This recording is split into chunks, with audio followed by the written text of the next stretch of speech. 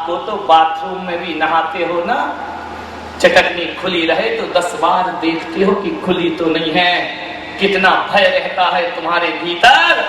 लेकिन दिगंबर संत वो संत होता है जो भरी समाज के बीच नग्न रहकर भी निर्विकार जिंदगी जिया करता है, वासना से रहित होकर के जीवन जिया करता है। मान्यवर, बहुत कठिन साधना है, खुली किताब है। विकार पैदा होंगे तो पब्लिक को दिख जाएंगे। ध्यान रखिए, यहां तो मन को साधना पड़ता है, मन को जीतना पड़ता है। बिना इंद्रियों को जीते कोई दिगंबर हो नहीं सकता है। ध्यान रखिए, मान्यवर विचार साधना है, विचार करें, दूसरों में वक्त मत पूछो। लोग हमारे बारे में क्या कहते हैं इसमें समय बर्बाद मत करिए। अपने बारे में सोचिए कि मेरा जीवन क्या है। सारा वक्त दूसरों में बढ़ो। ध्यान रखना, जब दूसरों की समस्या को अपनी समस्या बना लेते हैं हम, तो हमारे बुनियादी मुद्दे गौण हो जाते हैं और दूसरों की समस्याओं में जीवन हमारा बर्बाद होते रहता है। अरे अपने बारे में सोचो, केवल अपने मुद्दों को देखिए। और मैं जहां तक कहता हूं, आदमी के पास ज्यादा समस्याएं बिल्कुल नहीं है, उसकी निजी तो कोई समस्या है ही नहीं, जितनी है वो सब दूसरों की। एक बात ध्यान रखना, समय उतना ही है। राम के समय दिन और रात कितने घंटे के होते थे? बोलो। इसी रामायण में लिखा है कि 36 घंटे के दिन और रात होते थे, 24 घंटे के। ऋषभ देव के समय दिन और रात 24 घंटे के थे। नारायण कृष्ण के समय दिन और रात 24 घंटे के थे। और भगवान महावीर के समय भी दिन और रात 24 घंटे के थे। महात्मा गांधी के बाद दिन और रात 24 घंटे के थे। मेरे भाई, मेरे पास भी दिन और रात 24 घंटे के हैं, तुम्हारे पास भी दिन और रात 24 घंटे के हैं। एक बात ध्यान रखना सीकर वालों, कि जिन जिन लोगों ने दुनिया में जो कुछ भी पाया है, इन्हीं 24 घंटों में पाया है, और हमें भी जो कुछ मिलेगा इन्हीं 24 घंटों में मिलेगा। अब तुम चाहो तो 24 घंटों को बर्बाद कर दो, और तुम चाहो तो 24 घंटों को सार्थक 24 घंटे मिलेंगे। इसी 24 घंटे में राम ने वो पाया जो दुनिया ना पा सकी। इन्हीं 24 घंटों में महावीर वो पाते हैं। ध्यान रखना, नारायण कृष्ण ने वो पा लिया जो 24 घंटे में हम ना पा सके। जो कुछ भी मिलेगा इन्हीं 24 घंटों में मिलेगा। और एक बात और ध्यान रखना, जीवन को लंबा मत बनाइए। मत सोचो कि जीवन मेरा लंबा हो, 100 साल का जीवन हो, 120 साल का जीवन हो। एक बात ध्यान रखना, जीवन में लंबाई का कोई महत्व नहीं हुआ करता है। अरे घिसट घिसट कर 100 साल जिए तो क्या जिए, जिंदगी में कोई मूल्य नहीं है उस समय का, कोई मूल्य नहीं है उस जीवन का। घिसट घिसट के 100 साल मत जियो। कोई संत ज्ञानेश्वर होता है जो 9 साल की उम्र में तत्व ज्ञान को प्राप्त कर परम समाधि को प्राप्त, 9 साल की उम्र में जो शरीर को छोड़ देते हैं। हिंदू समाज में संत ज्ञानेश्वर ऐसे संत हुए 9 साल में जो भूमि की समाधि ले लिया करते हैं। ध्यान रखें, 9 साल में वो 90 साल का जीवन जी करके दुनिया से चले जाते हैं। जीवन को लंबा मत बनाओ। जीवन में लंबाई का कोई महत्व नहीं है। जीवन में महत्व है तो गहराई का महत्व है।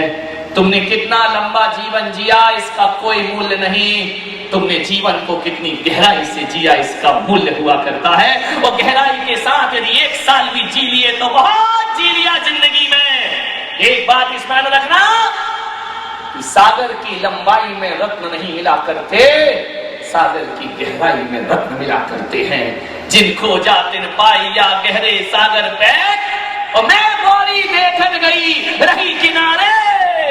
सागर के किनारे बैठकर किसी को रत्न ना मिले, जो सागर में डूबना जानता है उसे ही जीवन में रत्नों की प्राप्ति हुआ करती है। सागर तो रत्नाकर है, रत्नों की खान है, उसे ही रत्न मिलते हैं जो गहरे डूबने की कला जानते हैं। अरे जो जिंदगी में गहरा डूबता है उसका ही जीवन जीवन हुआ करता है। लंबा जीवन बनाने से कुछ नहीं होता। ये मत बोलो कि लंबे जीवन का आशीर्वाद दे दो महाराज। ये बोलो कि गहरे जीवन का आशीर्वाद हमें प्राप्त होना चाहिए। जीवन कितना गहरा है तुम्हारा, ध्यान रखना। संसार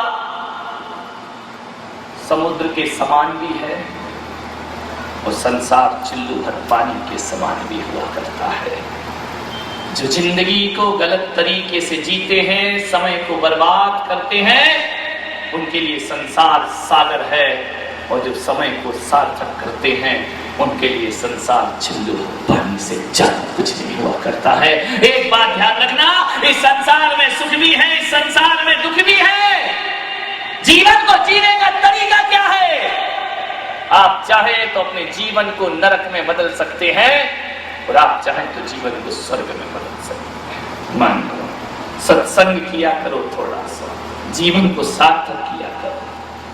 एक घड़ी आधी में अपनी याद, तुलसी संगति साधु की हरे कोटि अपराध। एक घड़ी 24 मिनट तो सत्संग किया करो मेरे भाई।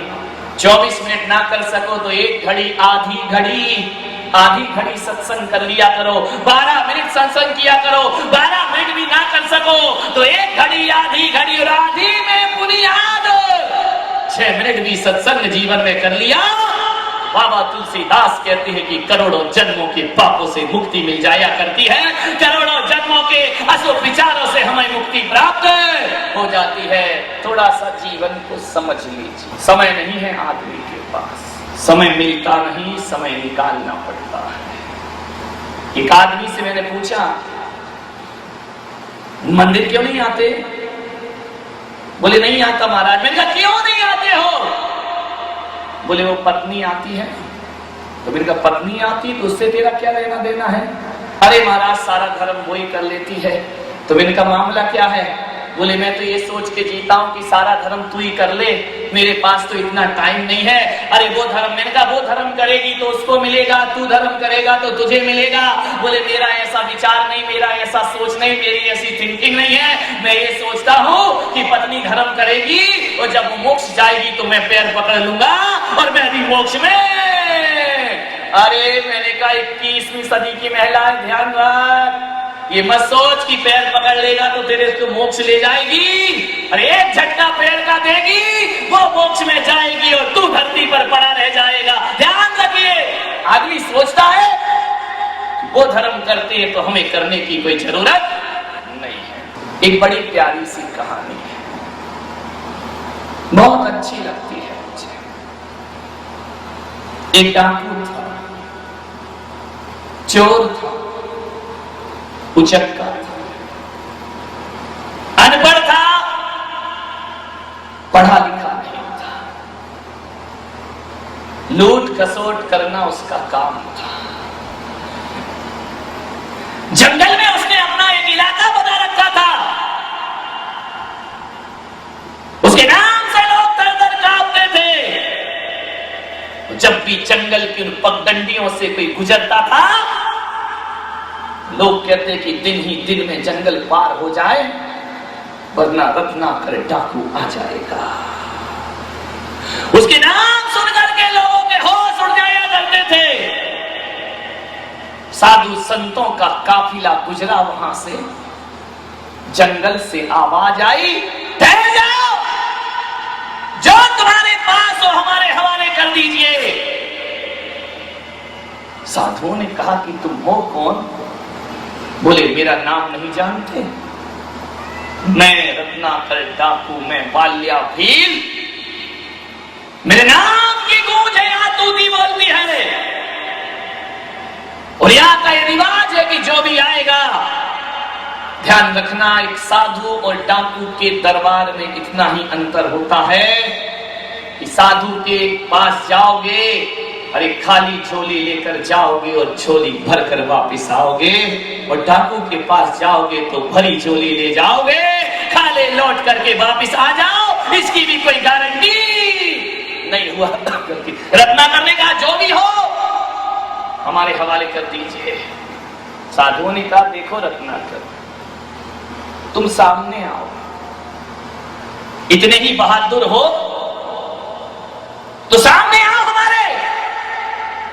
कूदता, दहाड़ता, तूफान की तरह रत्नाकर साधुओं के सामने आया। जो भी हो मेरे हवाले कर दीजिए। साधुओं ने कहा हमारे पास क्या, दंड कमंडल रख करके घूमते हैं और हमारे पास होगा क्या, ना धन है ना दौलत है। रत्नाकर ने कहा ये कमंडल मेरे हवाले करो, मैं यहां के नियम नहीं तोड़ सकता हूं, कुछ ना कुछ तो देकर जाना ही पड़ेगा। साधुओं ने कहा देखो रत्नाकर, ये कमंडल लेना है आप ले लो, इनमें पानी है।